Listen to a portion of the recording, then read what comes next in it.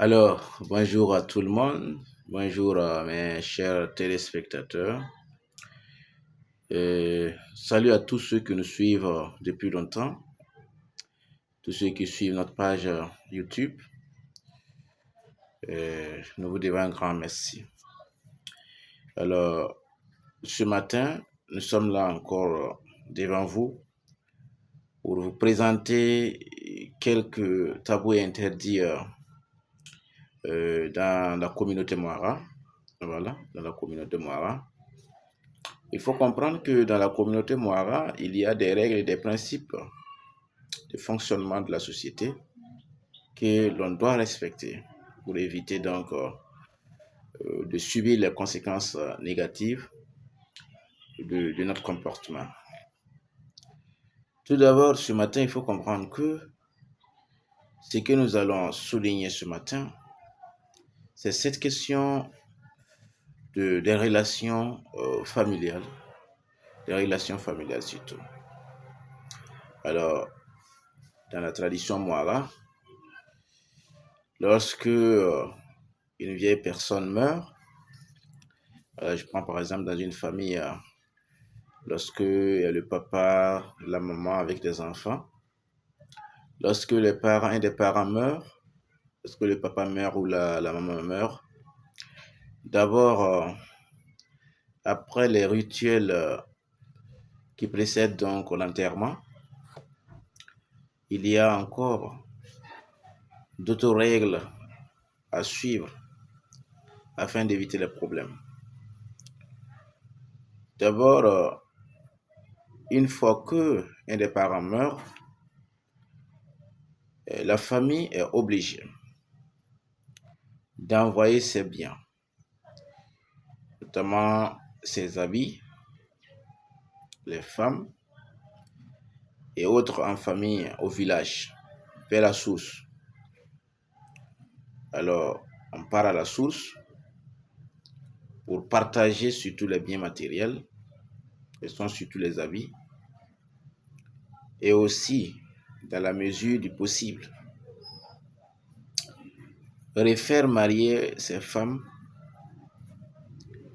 auprès de ses frères cadets.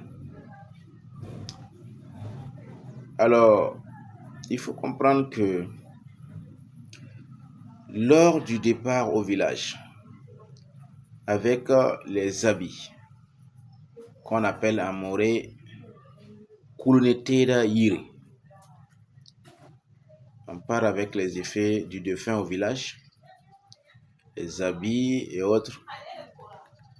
Alors, une fois on descendu à la gare pour aller dans la cour familiale, peut dire le village natal du défunt, les femmes portent les effets et il y a quelqu'un qui se place devant avec une calebasse d'eau, avec un balai. Et lorsque vous chargez les effets, vous ne tournez pas derrière. Quel que soit le nombre de kilomètres que vous allez marcher, vous n'avez pas le droit de tourner derrière. Voilà, ni tourner à gauche, ni tourner à droite. Vous avez le visage fixé et directement en direction vers le village natal. Et celle qui est devant, elle est chargée de prendre le balai, voilà, puisque dans son calebasse, elle a de l'eau dedans, voilà, elle prend le balai, elle met et elle essaie donc de faire à gauche et à droite, elle met l'eau à gauche et à droite, juste pour remercier les ancêtres qui les suivent.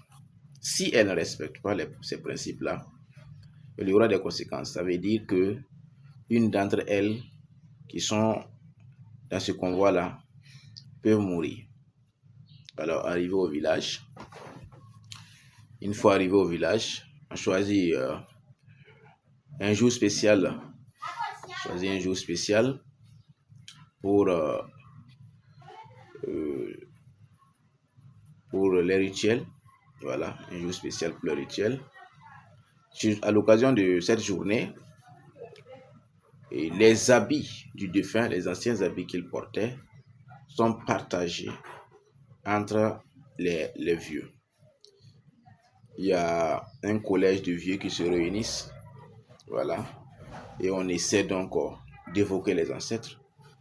On évoque les ancêtres et après, on passe par des prières pour le repos de l'âme du défunt et on essaie donc de partager ses habits, voilà, ses habits surtout, voilà, qui sont toujours, qui sont toujours possibles d'être portés. Alors, après cela, passe maintenant aux biens financiers. Alors, les biens financiers sont surtout d'abord pour les orphelins. Les biens financiers sont pour les orphelins, surtout pour l'argent, voilà, les véhicules, les maisons et autres.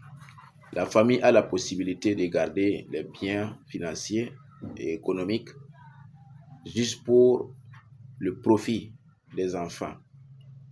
Voilà, la famille aussi peut décider de partager les biens entre les enfants et aussi s'il y a une possibilité entre les frères. Alors, après les biens, on passe maintenant aux femmes.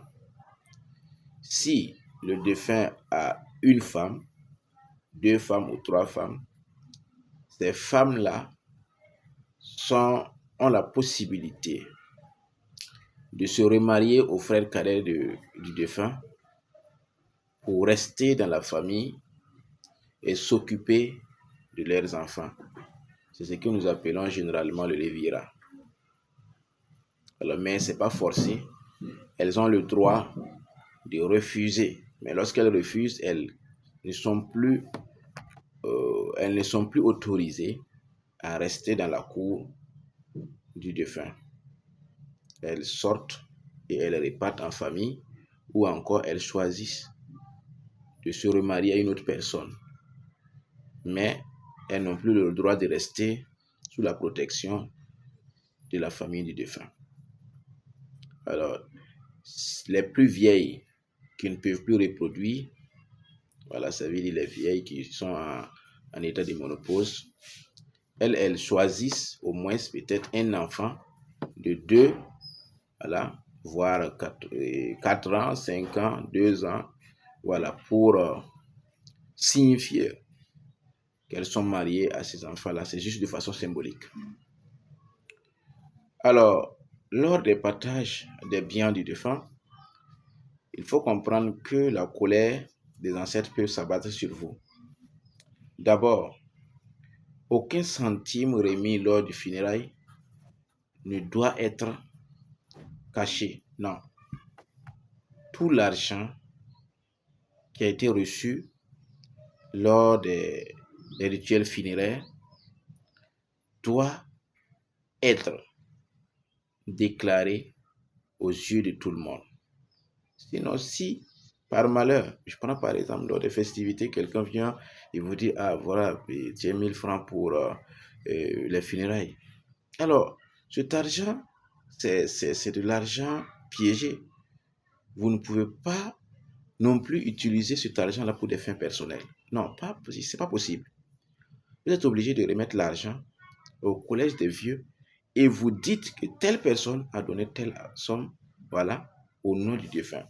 Sinon, dans le cas contraire, si vous utilisez cet argent pour des fins personnelles, vous allez comprendre. Les conséquences là sont à court terme. Il faut comprendre que dans la famille, dans la communauté Manga, il y a de ces conséquences-là, il y a ces tabous et des interdits quand on parle. Les conséquences sont à court terme. Mais lorsque vous masquez l'argent du défunt, les conséquences sont à court terme. Il y a des conséquences à long terme, mais ça, c'est à court terme. Immédiatement, vous allez comprendre que ça ne c'est pas faisable. Mais si, quand on dit ça, les tabous interdits, si vous ne savez pas, voilà, parce qu'il y a des gens qui sont des ignorants, Il y a des gens qui ne comprennent pas, il y a des gens qui ne savent pas les tabous interdits, il y a des gens qui connaissent rien. Bon, en ce moment, voilà, les ancêtres peuvent vous pardonner. Mais lorsque vous connaissez que vous le faites, vous allez mourir immédiatement. Voilà, il y a eu des cas où 2 jours, 3 jours après la mort après la mort de quelqu'un, après les festivités nettes, il y a une autre personne qui suit. Si nous allons, autre personne qui suit. Si nous allons rentrer dans les paramètres pour bien voir, en réalité, la personne a violé les règles de la tradition. La personne a violé les règles de la tradition. Alors, aussi, ce qui n'est pas bien, et ce qui est interdit dans la communauté Mouara aussi, est que après le décès de quelqu'un, la famille n'a pas le droit de confisquer les biens du défunt au détriment des enfants. Ce n'est pas possible. Ce n'est même pas possible. Si vous le faites, vous allez comprendre que les ancêtres existent toujours. Vous allez comprendre que les ancêtres existent toujours. Alors, donc, ceci étant, c'est très important pour les gens de comprendre que dans la tradition Mara, lorsque quelqu'un meurt, la personne n'est pas morte. Hein. Il y a un poème de Madame Patipa qui dit que les morts ne sont pas morts. Voilà. En réalité, ils ne sont pas morts. En réalité, ils ne sont pas morts. Ils sont là. Ils vivent toujours. Et si vous jouez, ils peuvent vous abattre. Ça veut dire que le malheur peut vous abattre à tout moment. Aussi, il faut comprendre que dans la tradition Mouara, je vous ai parlé donc du transfert des effets du défunt vers la famille natale au village. Je prends par exemple, on ne saute pas les effets du papa qui est décédé pour envoyer les effets de la maman qui est décédée après. Ça veut dire quoi?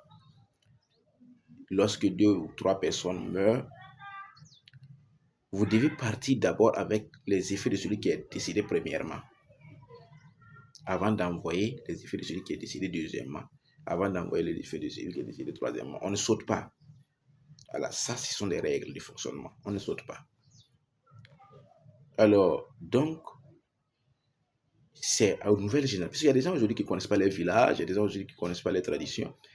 Et il est très important aujourd'hui, dans la communauté Mouara, voilà, pour ceux qui ne comprennent pas, de prendre les renseignements, de prendre toutes les informations possibles avec le papa pendant qu'il vit. Voilà. Il y a des gens aujourd'hui qui pensent qu'au village, il y a des sorciers, voilà, donc je ne vais pas aller. Ils vont grandir dans la ville jusqu'à réussir dans la ville. Et à un moment donné, quand le papa meurt, maintenant, ils veulent aller au village. En ce moment, les vieux du village, ils n'ont pas, voilà, ça veut dire qu'ils n'ont pas l'argent, mais en réalité, ils respectent leur dignité. Vous pouvez aller, ils vont vous chasser. Peut-être par respect donc du défunt, on ne va pas vous chasser, mais on va vous dire la vérité. Voilà, on va vous dire la vérité. Malgré votre bien, malgré votre argent, malgré votre réussite, là, on va vous dire on va vous dire les 3 vérités. Si vous voulez, vous acceptez. Si vous voulez, vous n'acceptez pas. C'est pourquoi il est toujours important de ne pas oublier sa source. Voilà, il ne faut pas oublier sa source, il ne faut pas oublier là où on a quitté. Voilà, si je dis ça, c'est pour le bien de la nouvelle génération. Alors, ceci étant, nous allons nous arrêter là aujourd'hui. Voilà, nous allons nous arrêter là aujourd'hui. Surtout, n'oubliez pas d'aimer et de vous abonner à notre page YouTube pour plus d'informations sur notre communauté, sur la communauté Mouara. Merci beaucoup. Ciao.